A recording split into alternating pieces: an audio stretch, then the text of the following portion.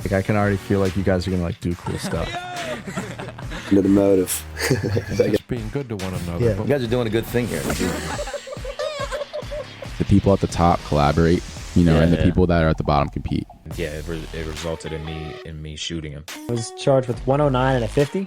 Ultimately, you'll get to where you want to go if you push yourself enough.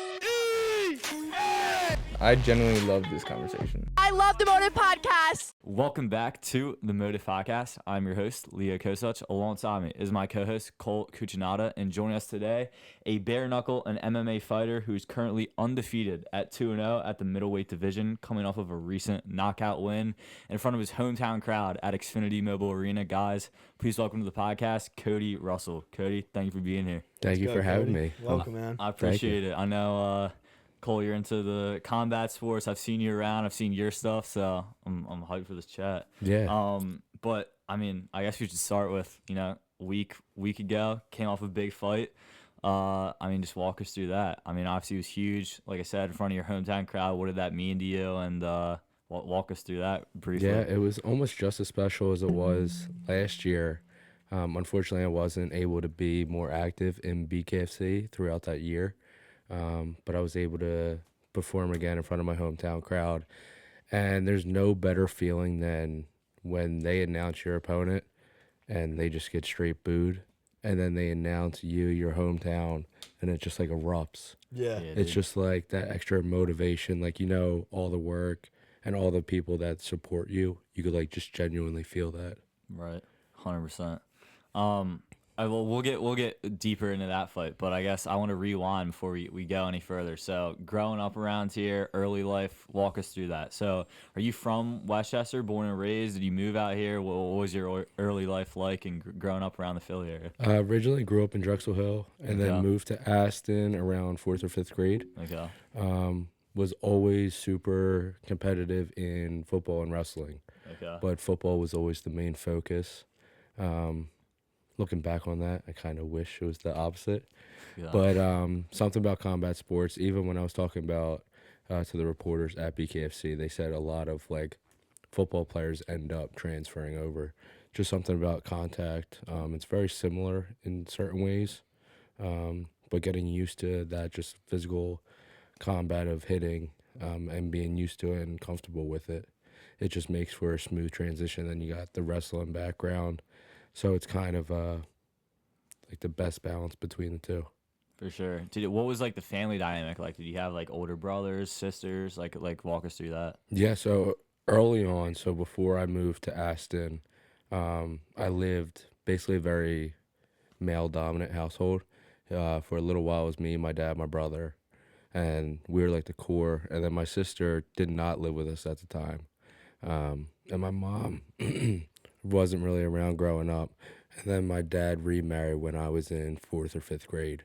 Okay. So we moved to Aston, and then the family got a little bit bigger, brought on two more brothers, and then another sister. Okay. So then that kind of shifted the family dynamic a little bit. But that core, like, male-dominant household was still, like, pretty present. So, like, growing up, football, wrestling, we were in tournaments every weekend, competing. That was basically our life, was sports. Right. And being athletic and being, like, driven. And that I was super grateful for that. My dad, like, growing up, I was like, he's always hard on me. But, like, looking back on it, it was great. Like, he instilled very good core values. Like, we joke about it now, but I got kicked out of it was states at Penn State. A youth wrestling tournament, but it was like the biggest tournament for the year. I won the match, but wrestled like crap. I basically wrestled down to my opponent, and then my dad kicked me out of the tournament for like an hour and a half. You're kidding me. Because I didn't compete. And he's like, I don't care who you wrestle against or who you compete against. I more so care about your performance. Jeez, dude. Wow. Yeah. Was your dad a wrestler? He wrestled a little bit. He was bigger into football than he was wrestling. Okay. But yeah, he always instilled, like, it doesn't matter who you compete against. It's more so about, like, your own self. Okay. And how you perform and, like, your attitude That's in great. there. Yeah. That's awesome. Did your brothers like push you? Like, were you competitive against them? Oh at yeah, all? me and my one older brother Kyle especially, because again before fifth grade it was just us, and he's 5 years older, so he would always put the beating down on me, Yeah. and I would I was like, "What do you think you're tough because you could beat up like an 8-year-old?" And then he would come storming back, and it was just refight. Dude, that's funny. Always then- sounds like the younger brothers are tougher. Yeah, yeah, I guess so. Getting beaten on. Then I just wanted to fit in with him and his friends, so they would always like put on boxing gloves and just beat me up, and I'm like sick. I'm apart. That's funny. So then eventually, so what you said you were in Aston around 4th and 5th grade. Yep. And then how long were you there? Until I moved back home from college. I only went to college briefly for a year, and then I came back around 1920, moved to Westchester. Ironically, started working at Barnaby's, and that was like my first full-time job.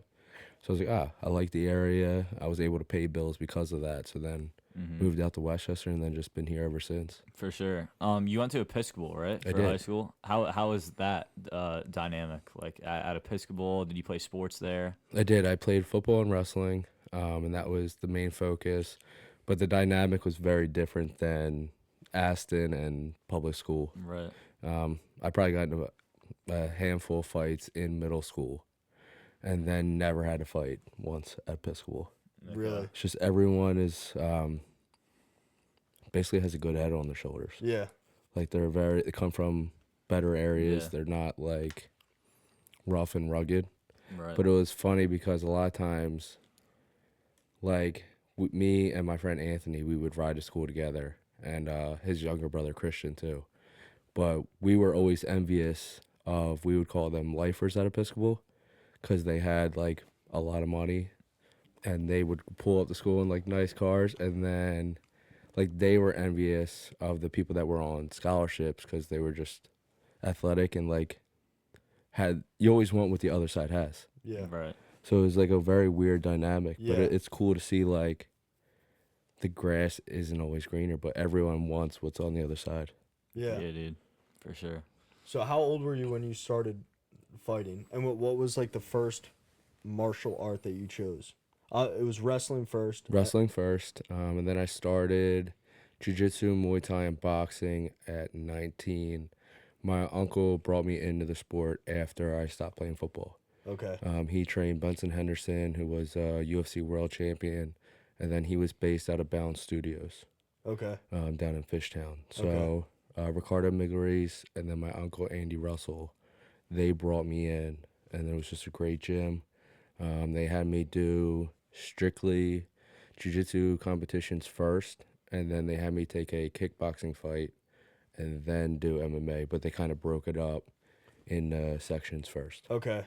So you hit jiu-jitsu first and then got into, what you said, Muay Thai? Muay Thai, Okay. and then I had one Muay Thai fight, and then I had my first MMA fight. Okay. How was it stepping into the gym for the first time? Were you The- intimidated, or you sounded pretty confident getting in these fights in school previously? Like how did it feel stepping in the gym? It was really cool. I think in the beginning, more so than anything, you just look up to, at least I did, I looked up to the fighters that were at the gym. Like they were like the coolest people ever. Yeah. I'm like, these people are doing what I want to be doing. Like, and I just looked up to him. I remember Anton Berzin was the biggest fighter at the gym at that time, and he was just stepping on to the UFC show, The Ultimate Fighter. Yep. So he had the exposure, he had the background, the cameras, like being on that show is a very big thing. And then just getting to see him train and being like an elite athlete, it's awesome. It just gave you like that like motivation. I was like, that's inspiring. That's what I want to do. Yeah. Before you got into the gym, where was your head at? Where was your head at as a 19-year-old kid? Like, were you looking towards college? Were you kind of lost? I went to college, and it was the worst and best experience at the same time. So I went there for a football scholarship, Wagner College in Staten Island. The only reason I picked that school was because of the scholarship. I tore my meniscus maybe 3 games in, and then I was away from family, away from everyone. Couldn't do the one thing that I chose to go to that school for. And it was on crutches everywhere. And then people if they wanted to go out or have a social life, they would have to go to the city. So it just made the time being there like a nightmare. And I just remember sitting there like kind of alone. And then I'm like, what am I doing? Like, football has always been my life. I can't do that. And then I don't have my family or like friends really to kind of get me through it. Yeah. So I was like, what am I going to do? And I knew I didn't want to do academics. Like I always got good grades, but it was never like I was never passionate about Yeah. education. Right. So then I kind of hit a low point there. Went up to 250 pounds, just unhealthy. Then I got home, got into the MMA gym, and I went from 250 to 175 within the year. Okay. And then Jeez. that was like, I just basically became obsessed. Yeah. And I'm not one that like dabbles in things. So like once I committed and once I got that passion, it was like I was going twice a day. At that point, I was still living at home, so I didn't have to worry about financials. Mm-hmm. I was like, just going to the gym once in the morning, one at night, and that would basically be all I would do. Okay. And I just became obsessed. And then weirdly, when I became healthier in that atmosphere, I started reading, and then the mental aspect started creeping in. Okay. So did the mental aspect, did that not come right away for you? Like you said, you dropped from 250 to 175. Did it take a little bit to find that mental aspect of like fighting, or did the mental aspect kind of creep in right with the physical stuff for you? It started to creep in after I was at the gym for a little bit. The weight loss definitely came first. And then once I started bettering myself that way, I was like, I want to basically better my mindset because of the low place that I was at in college. I was like, didn't want to feel like that again. And then started developing like self-help books, started reading that, and I was like, when you read day to day about like bettering yourself, it's kind of like anything else. Your brain is a muscle, and you need to train that just like anything else. And the more that you do it, it's almost like daily affirmations, and that's real. Like you need to speak things into existence. Sometimes you do need like a daily reminder of like, hey, this is who I am. This is what I need to focus on. And those constant reminders just like propel you in the right direction. Or even still to like day to day, if I don't read for like a few weeks, a month, maybe two, I can start to see like small things start to slip. Okay. Mm-hmm. Do you have any favorite books that you've read? Right now, I'd say top 3 would be The Power of Now, that Alchemist, and my number 3 would be The Laws of Human Nature by Robert Greene. Okay. I read the 48 Laws of Power. The only reason I would suggest The Laws of Human Nature more than that is because The Laws of Human Nature talks about like basically just general human function of why people respond and react the way that they do, where the Laws of 48 Power is just to obtain power. Okay. Right. Okay. Dude, you know Drew Gallen? Yeah. So we started going to jiu-jitsu together. Recently, this past week, we were talking about like the mental aspect of it, and same with the guys in the gym. Dude, it is so cool how as soon as you step on the mat, there's nothing else you can think about. And we were saying how therapeutic it is. It Like, is. you step on the mat and you don't even have the opportunity to think about anything else. Like some guy's trying to choke you or snap your arm. It's like, dude, it is the most therapeutic exercise I have ever done. Yeah, I don't know. And it's cool because like you go to a jiu-jitsu school and there's lawyers, there's doctors, like there's every walk of life in that gym, and everyone's just super cool. Yeah. And meanwhile, you guys are trying to dismantle each other at the same time. Everyone's so nice there too. Yeah. Like afterwards, I don't know. You just feel closer to that person after doing something like that. It's like, Some of all my right, this is boy teammates now. have become my best friends. And it's like we beat each other up every day. Yeah. Yeah. Did you ever find it hard to hit someone? No, unfortunately not. I did grow up. I think I got in maybe 5 or 6 fights in middle school. Yeah. I would never start fights. Hand to God, would never start fights. I was always very soft-spoken. But again, it was like almost like an outlet. Yeah. Yeah. We would go down this baseball park, Weir Park, and it was just something that we did. And then when I did one, the first fight I did, his name was Nick Babin. Fought him. And then after that, I had to almost go through his whole friend group. Okay. So then it was Same like, day? no. It was like all within a month. Okay. Because then when I beat up Nick and then his friend Sean wanted to fight me, and then I basically just had to like knock off a few. And then after that, I didn't have to fight again. I was like, oh, this is awesome. Like, I don't have to do this. But that's kind of when I learned about like there could be an avenue here. Like Yeah. wrestling always went well, football was going well, but then fighting was like, it's not like I was ever like looking for fights, but I had fun when I did it. Yeah. Yeah. And then Nick Babin, for my last fight, he actually gave me like a daily affirmation that I would use almost every day. He was like, he started boxing after college or high school. And one of his coaches like, has Cody always been Cody, or was like there like a big transformation? He was like, nah, like Cody's always been Cody. And that daily affirmation, I just kept saying that to myself for my first bare knuckle fight. That's cool. Yeah. That's really cool. At that time, was there anyone you looked up to in the fighting community, like in middle school, high school? I know you said you started looking up to people in the gym once you started going to the gym, but was there anyone like in boxing and whatever select martial art that you looked up to as like a kid, or? Conor McGregor. Yeah. You have to say Conor, Yeah. especially if MMA was the focus. He was an idol, Yeah. and he changed the sport like no one else. And now it's kind of cool because he's my boss at the moment. Yeah. He's Yeah, a dude. co-owner in BKFC. Okay. So getting to meet him, I remember the first time he did the press conference at, it was at Parks Casino at the time last year for Knucklemania, and he just said, "Hey Philly," and you just got like starstruck. I was like, "This is sick. He's an idol." Yeah. That's insane, dude. That's Yeah, insane. That is crazy. Was he at this most recent fight? No, so, from multiple sources, apparently he is locked in almost every atmosphere in life right now.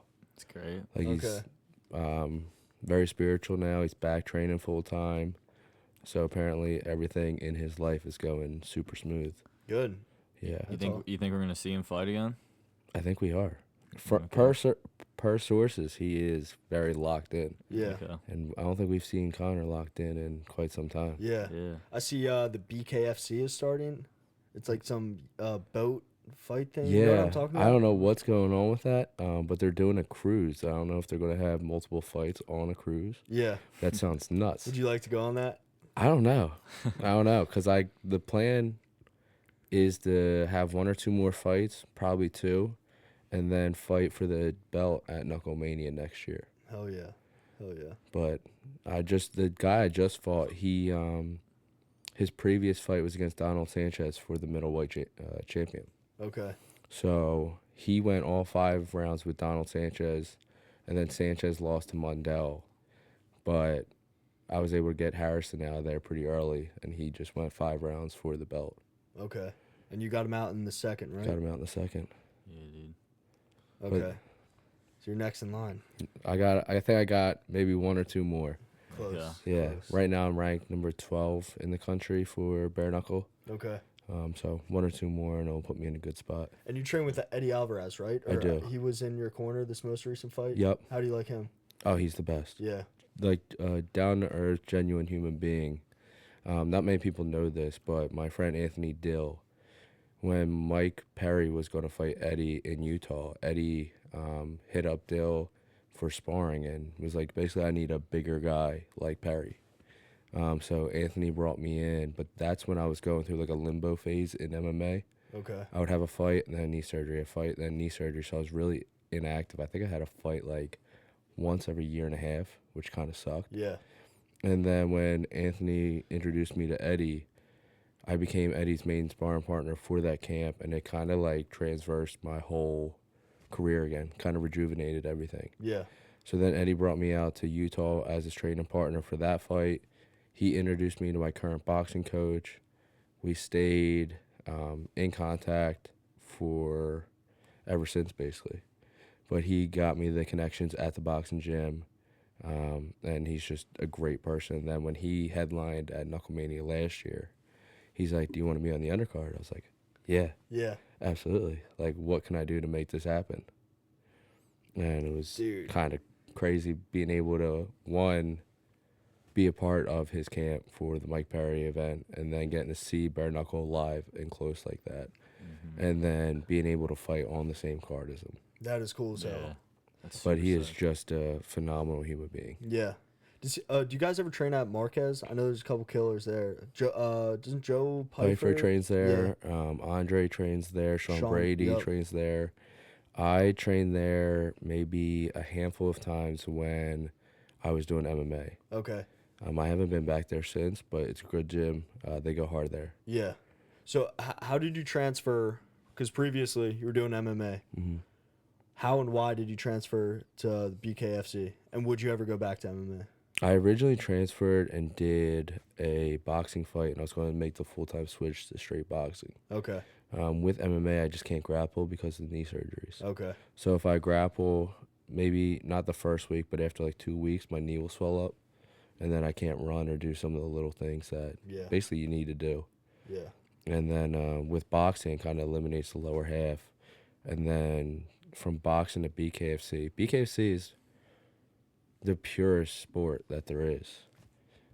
Like if you look at, we're kind of going back, how they say history repeats itself. We're going back to the old days where we're like not wearing gloves. The crowd, I don't know if you guys have been there. The crowd is insane. Like almost old days where they go thumbs up, thumbs down, and the crowd just, they go nuts. Every time the doctor comes in to check on a fighter for the fighter's well-being, the fans just start booing the doctor. And then whenever they let the fight go, the fans erupt. Yeah. It's like, this is so barbaric, but it brings out the animalistic side of human beings. Yeah. At the end of the day, we are animals. That We have down. like certain tendencies, human nature. Like guys are more drawn to violence. But even if you look at girls, like serial killer documentaries and like the psyche of certain things, just people are drawn to. Yeah. It's true. Can you walk me through how you got into like the amateur world at first? Because I think you won your first amateur fight in a knockout. I did. And how was that? And how was it fighting in that amateur world and building yourself up? It's kind of cool because in the amateur world, there's so many fighters. So it's like you get to quickly see who's going to stay and who's going to not stay, basically in the amateur world. Because everyone wants to try it. You get people that are like, all right, I just want to take a fight that because they have been training. And then quickly you see like, these handful of guys are going to stick with it and they're going to go somewhere. But from the amateurs till now, the people that have had the most success are just the people that stuck with it. Andre, Joe, Basil, we all started training together at Balance Studios in Center City. And those same people have just stuck with it. And that was the biggest thing. The people that just stick with it, it's like anything else, you're going to get better over time. And if you do it every day, those people are now in the UFC. They're highly ranked in the UFC. But those are the same people that we all started with back at Balance Studios. Damn, that's For crazy. sure. So how was that transitioning from the amateur world and then eventually getting up? What did you transition into MMA? No, I that started was- off doing you started MMA. And then I switched off to boxing. Okay. So it's kind of cool. They do a good job of kind of guiding you through that, so that you're only allowed to do certain things when you first start fighting. You're not allowed to kick to the head. You're not allowed knee, elbow. You're not allowed to even hit the guy when he's on the ground.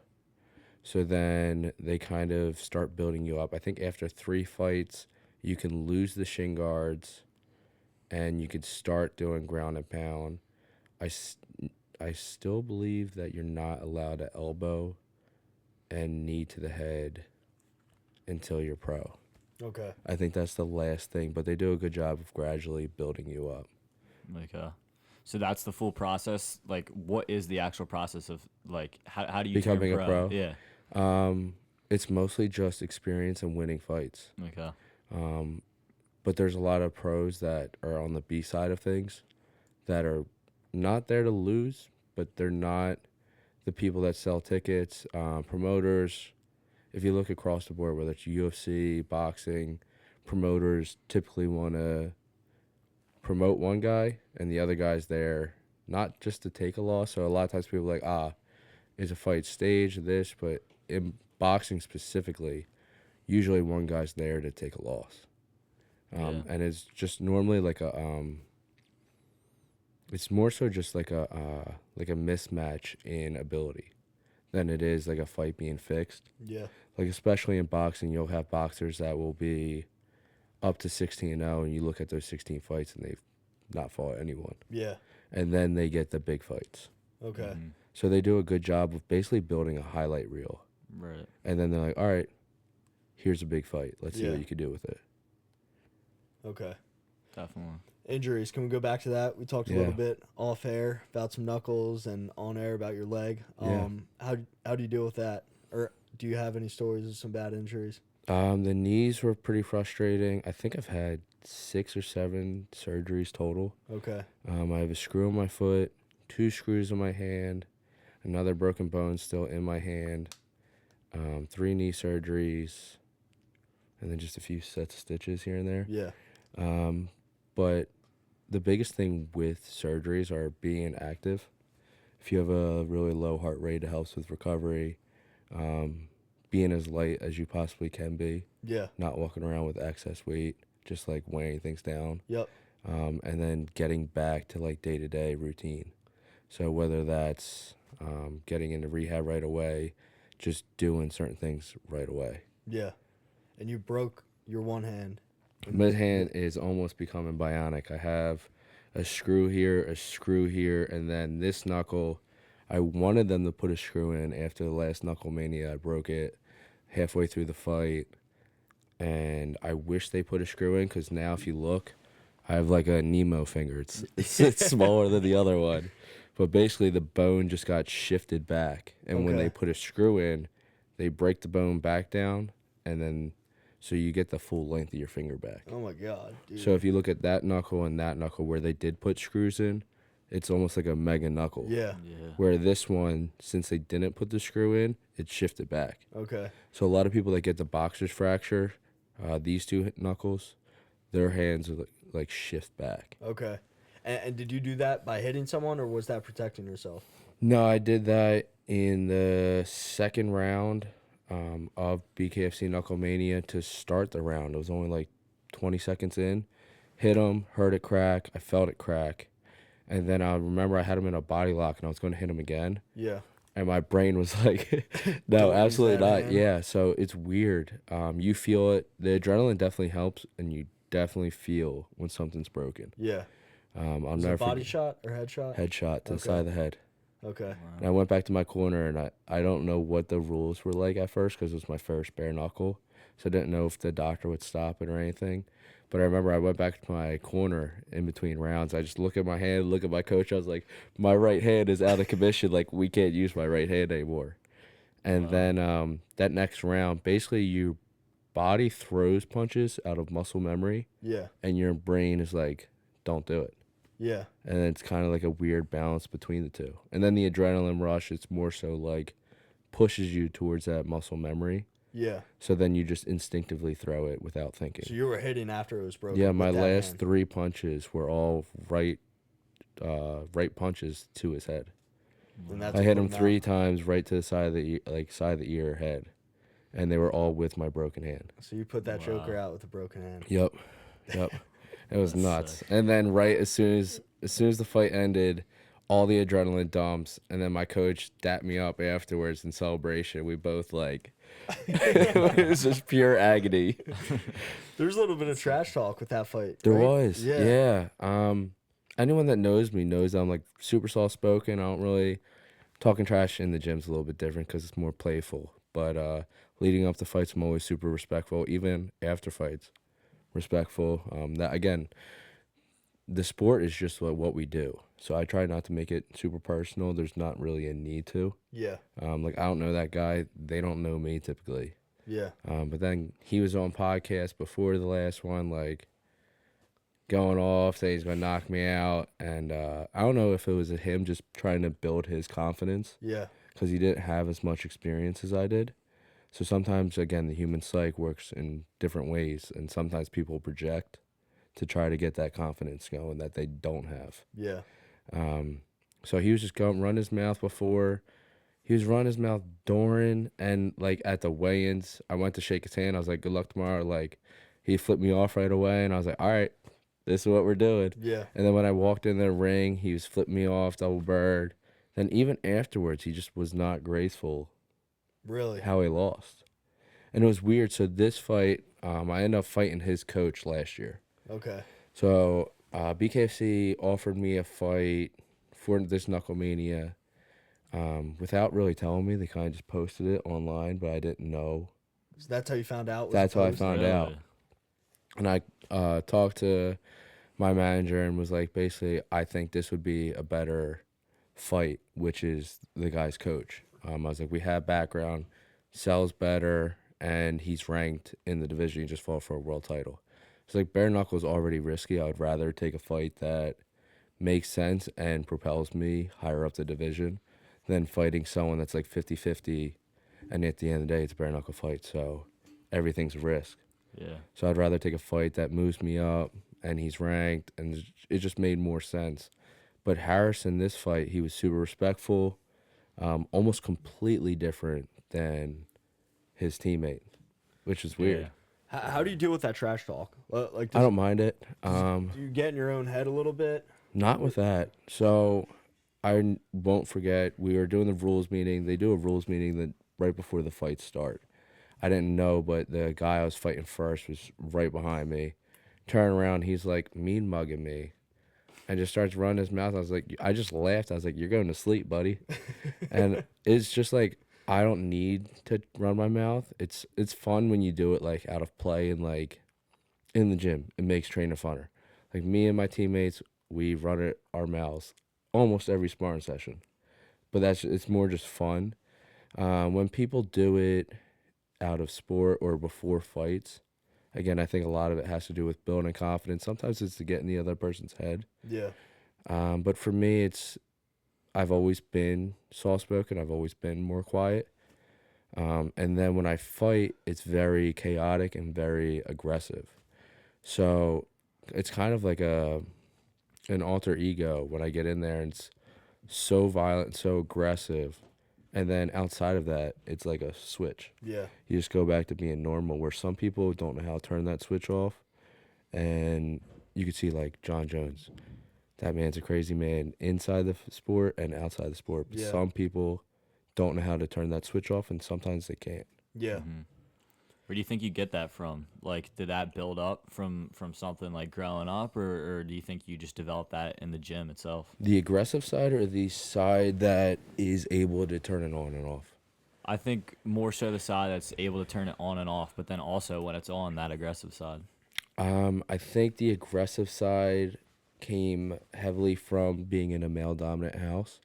And again, the emphasis being on always being active, always performing well, and just that constant push in sports that luckily propelled me in a big way that way. But that male, again, dominant, growing up until my dad remarried, I didn't have that mother figure that usually gives more empathy. So in the beginning, I didn't have that. And I think that's where like the more aggressive side comes in. And then later on in life, when I started reading, it's like, like being empathetic is kind of cool, you know? Yeah. And then you start learning, then you just treat people better, then you learn about yourself, and then it makes conversations better, because a lot of times when people go into conversation, they're just thinking about what they're going to say next. They're just thinking about kind of self-thinking. And then when you learn empathy and start being more empathetic towards other people, you're actually listening to what they have to say, and you could see in someone's eyes when they're talking to you and they're listening to you versus just what are they going to say next. Right. For sure. Yeah. But a lot of that comes from reading. Yeah. Why bare knuckle? To transition, why bare knuckle? Like, getting into bare knuckle, and walk us through, like, if someone doesn't know what bare knuckle is, what is bare knuckle? Obviously fairly new. Can you walk us through that? So bare knuckle is a mix between a street fight and a boxing match. That's basically the best way to describe it. It's 5 2-minute rounds, unless it's a title fight, and then you could do a 6th round if it's a draw. Okay. So it's I kind of didn't know sudden death. But that's only for title fights. Okay. But bare knuckle, since there is no gloves, not many fights go the full distance. Yeah. My buddy Pat Brady, he fought on the same night that I did this past Knucklemania. He's a heavyweight. Both that fight went the distance, and then I walked back in the medical room. Him and his opponent are both getting heavily stitched, heavily worked on. Both fighters went to the hospital. So if a fight does go the distance in bare knuckle, usually both people are pretty banged up. Wow. And Damn. but most fights don't go the distance, and that's why it's growing so quickly. It's the most entertaining sport. It Not is. non-biased. It's Yeah. just so crazy that people love it. When people, unfortunately, they watch the UFC, they don't like grappling. It's boring to people that don't know the sport. Yeah. If you train the sport, you know the sport, then you appreciate it differently. But just the general viewer, they don't want to see grappling. They want to see knockouts. They want to see cuts. They want to see more of the crazy side. That's why, again, how we talked about earlier, how we're kind of reverse going back to the old days. Absolutely. But people are just drawn to that, and that's what they want to see. They don't want to see, unfortunately, they don't want to see Khabib on TV Right. grappling someone for 25 minutes. Right. Dude, we Yeah. gotta go. Next time you Oh, fight, yeah. we're there. We're Yeah. there. Unfortunately, I think I'm going to have to travel for my next 1 to 2 fights. Okay. Yeah. But hopefully they keep having Knucklemania Yeah, in dude. Philly. Yeah, it'd for be sure. sweet. Without That'd a be really doubt. cool. But they're nuts. Yeah. So walk us through your first bare knuckle fight. I know we talked about it quick, but just the mindset going into it, Yeah. being in front of a crowd that size. I keep saying walk me through it. Someone was giving me crap about saying walk me through it after every question. The first one was cool because I got to be under Eddie. And Okay. Eddie's done it multiple times. Eddie's Eddie. So he kind of was able to walk me through it. But my 2 dogs had a litter the month of my fight. So I wasn't sleeping at all. I had the stress of the dogs. But weirdly, I had so much stress going on outside of the fight that I wasn't really thinking of the fight. Like, I was training, I was thinking of the fight, but I wasn't thinking of the stress of the fight because I had so much stress going on with the dogs. Wow. And then when I got to the fight, it was just like, we're here. I wasn't really that nervous. Where this time, it was such a good camp, no distractions. This was the first camp I was able just to train and focus on the fight and not work a job, not do the dogs. But weirdly, since there was no stress, my mind had more time to create stress. Yeah. And then you have to like reverse psychology. You're like, all right, I've been here before. I train with good people. My coaches are good. And then you just have to daily affirmation yourself like every day. But I was like, this is weird. I have no stress going on right now. And I'm more stressful than I was the first time. Yeah. Sure. That's interesting. You're a big dog guy, I take it? Big dog guy. I got XL bullies at home. Okay. Biggest babies in the world. Yeah. But yeah, they're my whole life. Yeah, dude. That's sweet. That's You ever awesome. come to any fights? No, I think they would go berserk. They Yeah. have basically separation anxiety. Okay. if we're at home, they're going to be right next to me the whole time. I think they would go berserk if they were like actually at a fight. Yeah. What does a camp consist of? Usually it's 2-a-days. You take 1 day off per week. So usually Sunday's my recovery day. Okay. And then luckily for me, I keep things pretty consistent. So training starts at 12 or 1 Okay. every day down in Philly or Bucks County at Eddie Alvarez's gym. So it's either at Chaos Boxing or Eddie's gym. Okay. And then that first session's always around 12 to 1. Get back home. Unfortunately, it's like an hour drive. Yeah. So that does kill up some time. And then when I get home, I relax, take care of the dogs, usually take them for a walk. And then later on that night, I'll do some form of cardio. Okay. So for our sport, it's not as much lifting base. With MMA, I had to lift more because it involved more grappling and actual lifting. Yeah. It was just people versus weights. Right. Are you sparring a lot in camp? Twice a week. Twice a week. Twice a okay. week. So actually, sorry, it was 3 times a week. It was Tuesday, Thursday, and Saturdays. Okay. Are they hard sparring sessions? Hard sparring sessions, but you're usually sparring with people that you've sparred with before, so they're very controlled too. Okay. It's not like people aren't getting knocked out. Yeah. People aren't getting cut. You wear headgear too. Okay. But it's very controlled. Both sides have coaches there, and it's very focused. A lot of times if you go to a gym, Like an MMA gym, it's like a big group of sparring, like a whole room of Yeah. people sparring. But with boxing and when you're in a camp, it's just you in there, so you're able to get full attention from your coaches. So you get that daily repetition of like a fight. You go back to your corner, you listen to what they have to say, you get your water, boom, next round. What kind of gloves are you wearing when you're sparring? 16-ounce gloves. Okay. So that's pretty big It's the difference same. Yeah, from bare knuckle to 16 ounces. it is. Has that had an effect on? I don't know the right question to ask here. How much does it change? Yeah. So when me and Eddie sparred for his camp, when we were both fighting at the last Knuckle Mania, we did drop to MMA gloves, and we went too hard. We were both like, he had a cut under his eye, I took a good shot to the head, and Yeah. we were both like, this is dumb. Like, what are we doing? We're not even gonna make it to the fight. Right.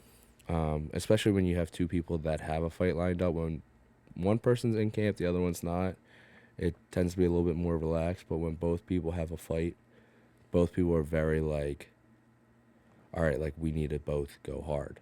Mm-hmm. But sometimes you can go too hard, you're banged up. Like, again, he had a cut. My head was shaken up for like a week. Yeah. And so you could do more harm in that. So this camp, we're just stuck strictly to boxing gloves.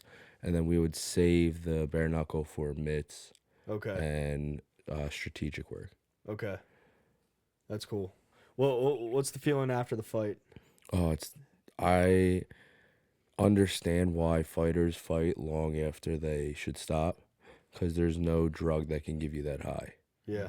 Like when you're in front of everyone and then you just knock someone out or one, preferably knock them out, the adrenaline dump, and then being in front of 18,000 people, there's no drug that can give you that adrenaline rush that high.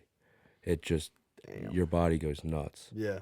And that's why I think a lot of fighters, when they're done, unfortunately, deal with gambling problems. They deal with drug or substance abuse, Yeah. or they deal with fighting long after they should stop. Yeah. Because that feeling is so addictive that they just always want to chase that. I'm sure, dude. I mean, you're putting your absolute heart out there, and you just grind, get a huge dub. Yeah, I could imagine. And it doesn't hit until right as soon as the fight stops. Yeah. So as soon as the ref hops in, that adrenaline dump, boom, it happens right away. Yeah. So it doesn't happen like people are like, are you like focused before? Do you get the adrenaline dump before the fight? Before the fight, I'm so locked in, like I don't even see how many people are there. So whatever my eye level is, I keep it eye level down. When I'm walking out, I think if I look up, it's too overstimulating. Mm-hmm. So I want to keep everything locked in. So I look, eye level down Yeah. the whole walkout, and then I try to pick one or two people in the crowd that I could always come back to if I need like a focus. Okay. Besides that, it's just my coaches. I go back, but I don't really look at the general crowd Okay. until afterwards. And then after a fight, when that adrenaline wears off, and you post the Instagram pictures, you go out to Barnaby, see your boys. Do you get the itch like right after you're done to like get another fight, or do you usually feel like you can chill for a little bit? Like, what's the emotion there? Usually I take a week to enjoy life a little bit, but unfortunately, my past, I haven't really been able to be active right away because of injuries. Yeah. So like my last one, I broke my hand. I had like a baseball glove size hand after the fight. So I was like, all right, I literally can't fight. Yeah. But since camps are so stressful, it is nice to have that week to be like, all right, let me enjoy time with my friends. Let me enjoy some good food, a drink. It's just nice to enjoy that other side. And then you're like, all right, let's get back after it. Yeah. Now that I'm healthy, I want to get something on the books for 10 to 12 weeks from now. Okay. And then get back into another camp. But I could technically schedule a fight prior to that, but you don't get better in camp technically. Yeah. Usually you get better outside of camp because that's when you do more fundamental work. When you're in camp, you're just getting in shape and preparing strictly for that fight. For sure. Do you have any hobbies outside of fighting? Like, you hear a lot of these fighters, like, their life is so crazy. I heard Israel Adesanya, he was like, dude, my life's so crazy. The only thing I like to do outside of this is like golf. Yeah. Do you have any hobbies where? My life outside of it is sometimes a little boring. Like, but I really do. My dogs are my life. Yeah. So I got 3 of them, and like spending time with them, I'll take them to nature walks, trails. But then when I'm in camp, sometimes their attention slips, so they're not getting as much attention Yeah. while I'm in camp. So when I don't have camp, I'm like, one, like they're my family. So I'm like, anyone that has a dog, that all that dog cares about is you. Yeah. So like if you have a dog, you should make that dog's whole life. Yeah. I mean that their whole life revolves around you. So like, Yeah. yeah, as That's much cool. as I could spend time with them, they're the best. Yeah. But besides that, I read a little bit. Like when it's nicer out, you'll usually catch me somewhere in town, like a Twin Valley Coffee, Yeah. book in hand, just chilling, enjoying weather. And then besides that, it's just friends, family, but no like actual hobbies. Yeah. That's good. I meant to ask this too previously. What does your family think of you fighting? Like, do they come out to your fights? Yeah. So at first they were a little nervous, especially the first bare knuckle one. They were nervous. Yeah. Especially my dad. He was like, I've never been this nervous for a fight. It wasn't so much the amount of people or that it was bare knuckle. It's because I wasn't sleeping or properly. I wasn't having a full camp because of the puppies. Okay. I was like really limited on what I could do. So my dad was more nervous for that fight than any other one. And then he was like, when you walked out, you could just see in your eyes. He's like, this is what he's going to be doing. Like he's Yeah. not going to give this up. Damn. So my family's pretty used to it now, and I think now that I'm getting to a bigger stage, the nerves for them aren't as bad as they were because at this point I've been fighting for 11 years, Okay. so they've almost been through it now. Yeah. Do you like it when they're there? I do. Do you ever? Okay. Yeah. Okay. Again, it's like very similar to when, like this Knuckle Mania, it was crazy when they said Westchester.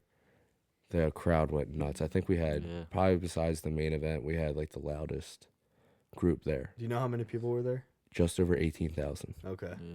Damn. But Westchester, Delco, and Philly, they go hard for their people. Yeah. Yeah, dude. They do. That's so awesome. A lot of fighters, and me and Cole were talking about it off camera, like have that like such a strong persona of being tough, being mentally strong. And I know you're a big advocate for mental health in fighters. Yeah. Can you talk about that? Yeah, again, a lot of it started with that college episode of not being in the best place. And then I think mental health or whatever gets a really bad like reputation of asking for help or just being upfront with like, yo, like even your friends, like just being like, yo, I'm going through it right now. It's like it has a weird, like people look at that and they're like, like that's weakness.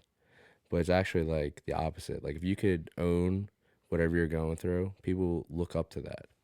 And I think now it's starting to flip a little bit where people look at vulnerability, they look at you being open with things as that's a big sign of courage. And like people doing that, it's cool to see that. And then who knows, like that next person that may not have done that before might be more open to ask for help or to open up about what they're going through. Yeah.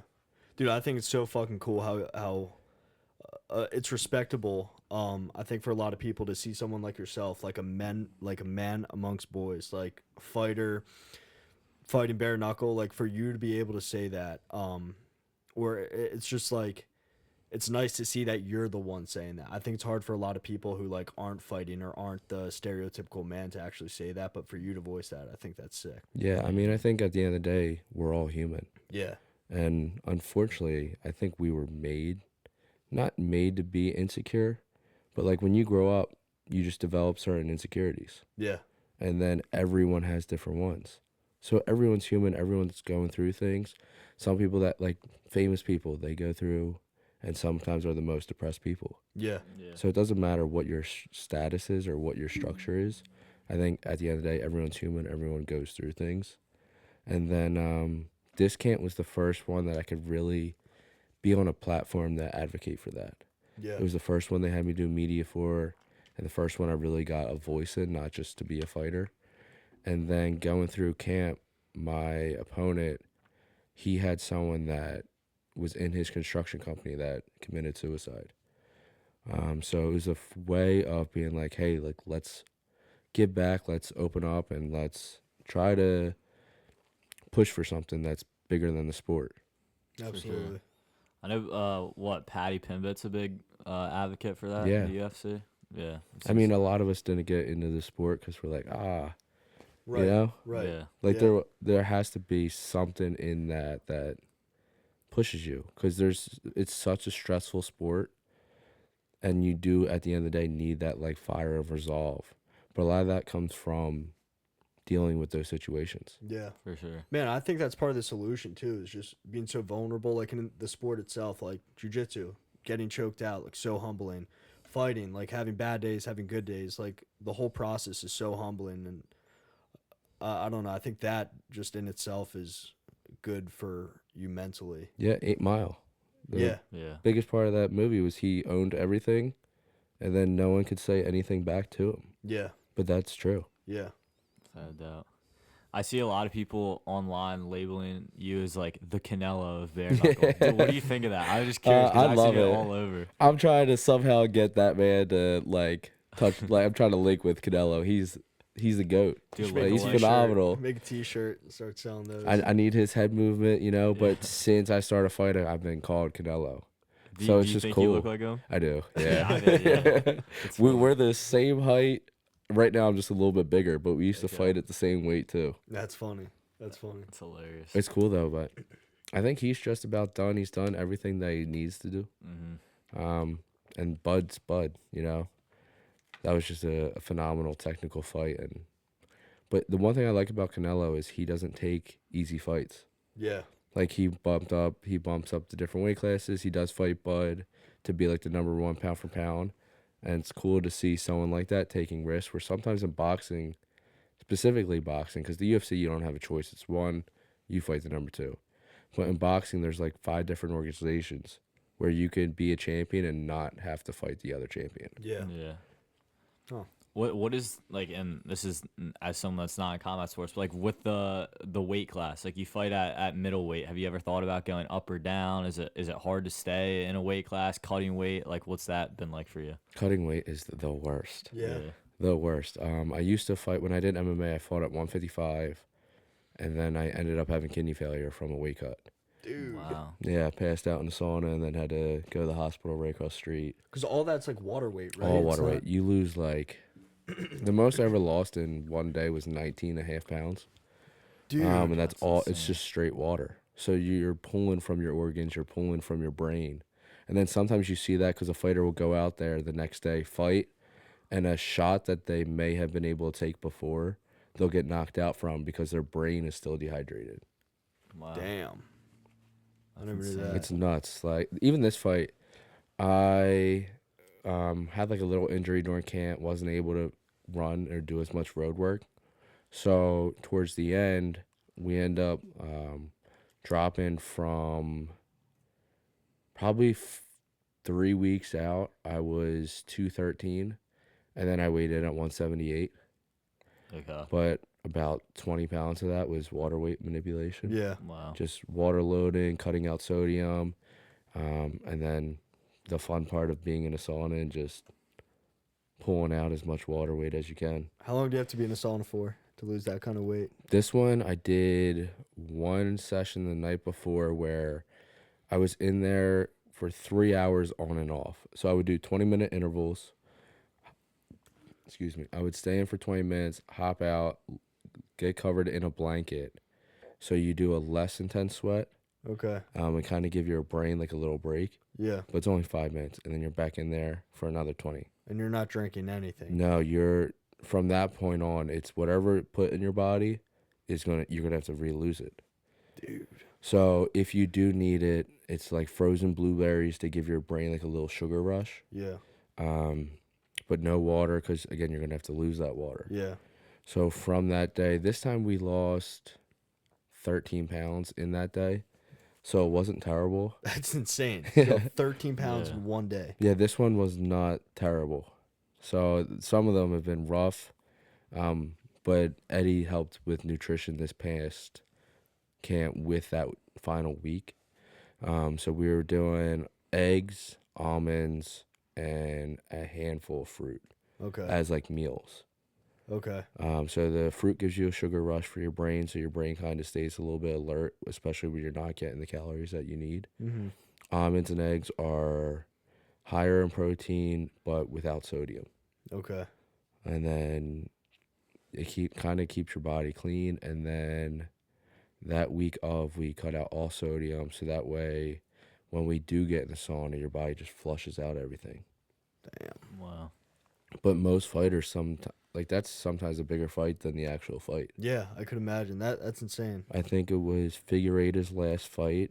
I forget who it was on the card with him, but Figueiredo looked like he was really down bad.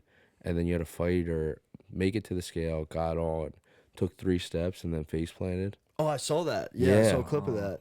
But it's nuts, man. That's like a lot of fighters do that. That's And it's not crazy. so much in boxing than it is in MMA or bare knuckle boxing. But by the time I weighed in at 178 the next day, they did a re-weigh and I was 205. What time did you weigh in the next day? Right when I was about to like fight. So I think I weighed in at like 7. Do you eat right after that? No, it's mostly hydration. And then I'll do like a handful of like fruit and nuts again to build my base back. And then I'll do chicken, rice, and soy sauce for the sodium. Okay. And then I'll basically repeat that the next day. Okay. And then you fight. Yeah, but mostly it's all water weight. And then your body thinks it's basically in survival mode. So whatever you would weigh normally, your body puts on more because it thinks it's not going to get those nutrients. Right, again. it's holding on to it. Yep. Okay. That's like when people reversely, they're like, all right, I want to lose weight. So they eat like 1 meal a day. Sometimes your body gets stubborn and you'll hold fat. Yeah. Instead of when you, like bodybuilders or competitive athletes, they'll eat every 3 to 4 hours and keeps your metabolism going. Yeah. Where the people that eat 1 meal a day, sometimes that slows things down. And even if you're losing weight, it'll hold on to fat because it lasts longer. Yeah. Okay. Makes sense. But the weight cuts Insane. are brutal. Yeah. My for sure. boxing coach, the first time he worked with me, because he's not used to it because it's boxing, I showed up to weigh, it's no voice, my face sucked out. He's like, are you okay? And I was like, no. Insane. So obviously, like you said, just came off of a huge fight. What's next for you? Who do you want to fight? Where do you want to fight? Like you said, some fights coming up here, like out of town. Yeah. But what's next? Hopefully 10 to 12 weeks from now, I'll get a fight on the books. I was going to call out Donald Sanchez and keep the theme of he was in the corner for my opponent this past time. But they just fought for the world title, so they became friends after. And then he was in his corner, so I was like, it'd be cool to keep that theme of calling out. Someone's coach. Yeah. Yeah. Unfortunately, he already has a fight on the books, but he would be someone that's ranked ahead of me. That would be a good fight. But right now, there's not too many people that are in between me and a title. So I got to pick strategically, but somewhere, my next fight's going to be someone that's ranked higher than me that I need to basically start taking off names. And there's just not that many more names. Yeah. That's why when BKFC was going to give me my last opponent, I was like, I don't want that guy. I want this guy. Yeah. So that way I can start to knock off names and move up the division. But Donald Sanchez has a fight now, so we got to kind of get back to the drawing board and think of a new name. Yeah. All right. So if he wins this fight, are you still, or like if he loses this fight, would you still be after that guy? No. So if Donald Sanchez loses this one, it wouldn't make sense because he would probably drop in the rankings. Okay. Okay. But if he wins this fight, maybe that would be, I need probably 2 fights before Okay. Knucklemania, so he might be the second one. Yeah. All right. And then you're back in Knucklemania this time next year in Philly, hopefully. The goal is we're going to speak it into fruition next Knucklemania in Philly in front of my hometown crowd for a title. Hell yeah. I love it. That's Hell what yeah. we're going to make that happen. We're there. Yeah. Have to. That would be nuts. Yeah, dude. 100%. I'll never forget when Eddie fought last year when he was walking out to the Rocky song. It was electric. Yeah. Yeah. Like Philly zone coming to represent in front of the hometown crowd coming out to Rocky. Can't Like beat this that, is dude. amazing. You can't beat that. No. Yeah. And, And Philly rides out for their fighters. Yeah. Of Like course. Philly is a fighting sport or fighting city. Yeah. You It big, is. you big Rocky guy? Oh yeah, Naturally. yeah. I mean, that's one of the OG movies. I think my favorite fighting movie though is probably Warrior Okay. with the I don't think I've brothers. seen that. Have you seen that? No, I don't think so. It's Tom Hardy and him and his brother basically grew up in a split household. Great movie, but they end up having to fight each other at the Okay. end. It's Okay. a phenomenal movie. I'll Definitely check that out. Warrior, you said? Warrior. All right. If there's 2 movies I watch, actually there's 3 movies I watch before every fight.